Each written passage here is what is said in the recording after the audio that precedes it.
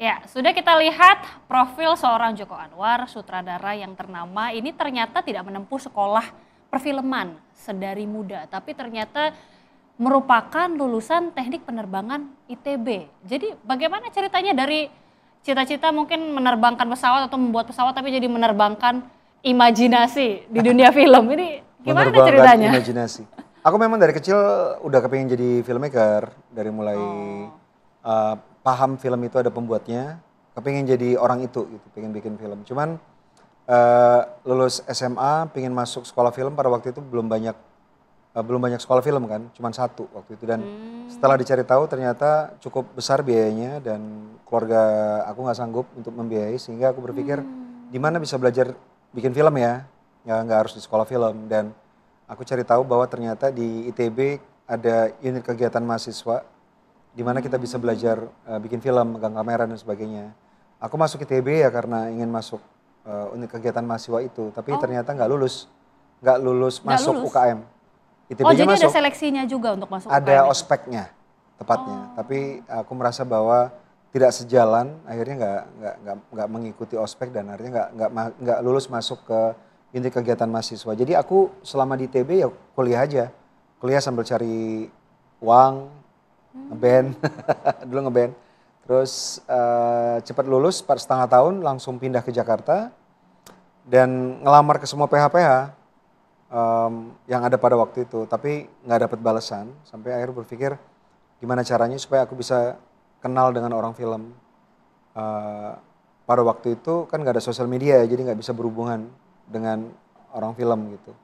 Aku berpikir kalau misalnya aku jadi jurnalis, jadi wartawan, mungkin bisa ketemu dengan orang film, mewawancari mereka gitu. hmm. Em, Akhirnya aku jadi kritikus film dan jadi wartawan dan akhirnya bertemu dengan beberapa orang film yang tadinya cuman karena aku memang ingin menginterview mereka dan akhirnya dibukakanlah jalan. Beberapa orang-orang Wow. pertama yang membuka jalan di industri buat aku adalah ada Teh Nia Dinata, Ibu Afi Syamara, Mbak Sekar Asmara, Ibu Yang Senur. Itu adalah orang-orang pertama yang memberikan kesempatan buat aku untuk masuk ke film gitu. Dan akhirnya ya jadi filmmaker. Wow, Gitu. tapi kenapa? Tadi kan dibilang Bang Joko, dari kecil ini sebenarnya berminat di Ya, dunia perfilman. Apa yang melatar belakangi itu? aku waktu kecil tuh lahir dan tumbuh di sebuah tempat yang bisa dibilang nggak kondusif ya. Dekat sekali dengan budaya kekerasan.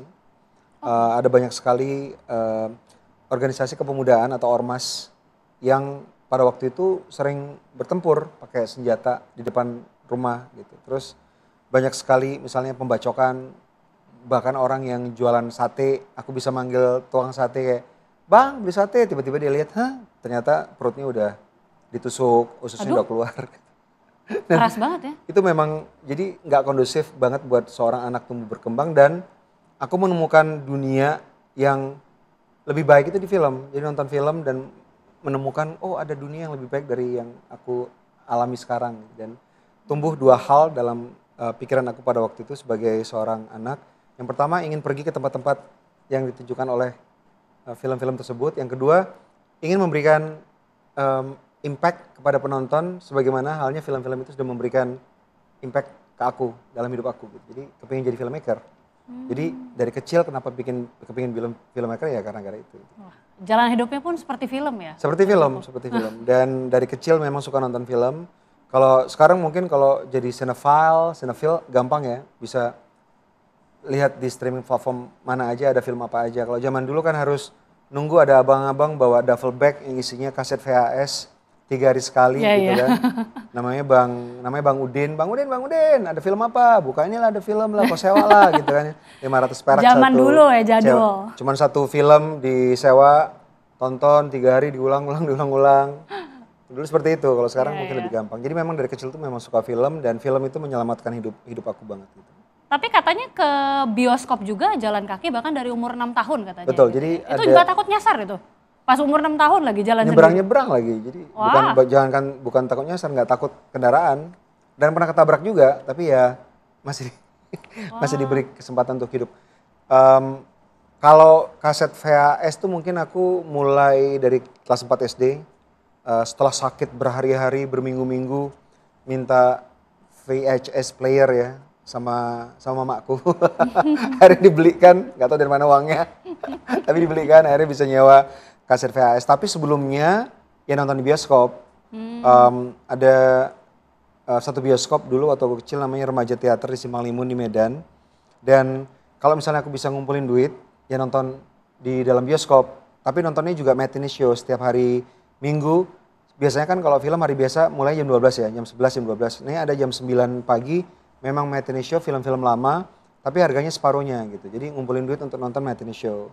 Itu kalau misalnya bisa bayar tiket. Kalau nggak bayar tiket yang ngintip dari lubang ventilasi. Jadi ada jendela ventilasi. Zaman dulu kan nggak ada AC, jadi pakai kipas angin, jadi ada lubang ventilasinya. Nonton dari situ, kelihatan lah seperempat sampai setengah dari layar gitu. Tetap Dikit-dikit ya. Tetap bisa di bawah jadi tetap bisa ngelihat gitu. Ini katanya salah satu yang menginspirasi untuk membuat film Pengabdi Setan 2 karena pas masih kecil nonton film Pengabdi Setan pertama, betul? Nonton film Pengabdi Setan di bioskop pada waktu itu, waktu aku umurnya, jangan ditiru ya, umurnya masih 6 tahun, 7 tahun. 6 tahun nonton film kayak gitu? Nonton Pengabdi Setan. Bagaimana itu kondisi kejiwaannya saat menonton film horor begitu? Ya gitulah, trauma sedikit. Dan itu kepikiran banget selama bertahun-tahun.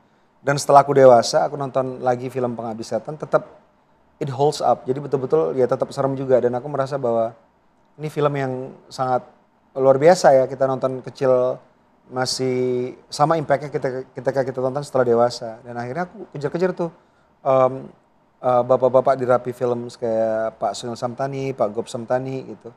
Kasih ke aku dong filmnya biar aku remake gitu. Dan akhirnya setelah mengejar mereka selama 8 sampai 10 tahun akhirnya diberikan. Lama ngejarnya. Persisten ya? Persisten banget sampai kayaknya mereka ngasih karena udah terganggu kayaknya. Ini salah satu yang aku teror. Oke, ini salah satu yang harus ditanya juga, entah fakta ataupun mitos. Katanya seorang Joko Anwar membuat skrip, misalnya skrip film horor, ini bisa ke tempat-tempat yang sunyi, senyap, menyeramkan, bahkan katanya pernah bikin skrip di kuburan. Itu fakta atau mitos itu? Betul, aku kalau bikin film tuh betul? tergantung skripnya. Kalau misalnya bikin film horor, skenarionya aku pinginnya tenang gitu ya. Jadi aku bisa pergi ke perpustakaan atau ke kuburan di luar negeri ya, kuburan yang sejuk gitu. Astaga. Kuburannya sejuk, bukan kuburan yang panas ya, yang tempat duduknya enak. Karena enak kuburan, terutama di kuburan di luar negeri ya. Sekarang juga aku kalau misalnya jalan pagi lewatnya, aku tinggal dekat Tanah Kusir, aku paling seneng lewatin kuburan gitu. Buat aku kuburan itu tempat yang sangat calming dan soothing banget, bikin tenang banget gitu. Dan kalau kita jalan di kuburan atau kerja di kuburan, duduk di kuburan, gak ada yang ngajak ngomong kan?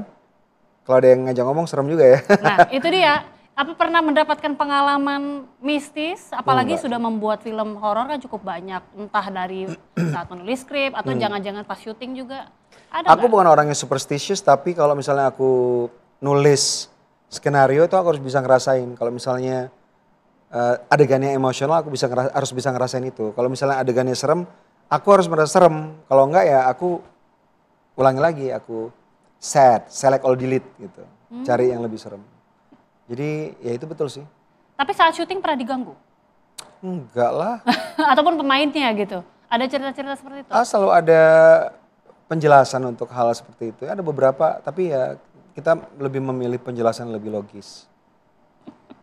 Jangan sampai percaya superstitious. Oke, jadi kalau seorang Joko Anwar disebut sebagai pakar atau ahli perfilman sutradara yang genre-nya di film horor, itu tepat tidak menyebut seperti itu?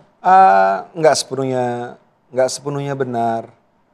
Karena aku suka semua genre, suka nonton semua genre dan kepingin bikin semua genre. Kebetulan horor adalah genre yang populis banget, sehingga kalau kita coba untuk mengatakan sesuatu dan kita coba sampaikan lewat film horor, mungkin punya kesempatan lebih bisa diakses oleh lebih banyak pemirsa. Oke. Pemirsa. Nanti kita mungkin usai jeda bisa melihat ya pandangan langsung dari Bang Joko, melihat dunia perfilman, industri perfilman saat ini. Yes, of course. Karena kalau kita lihat ini sudah mulai semakin bangkit lagi, banyak sekali penonton masyarakat ini sudah mulai datang lagi, semakin ramai ke bioskop.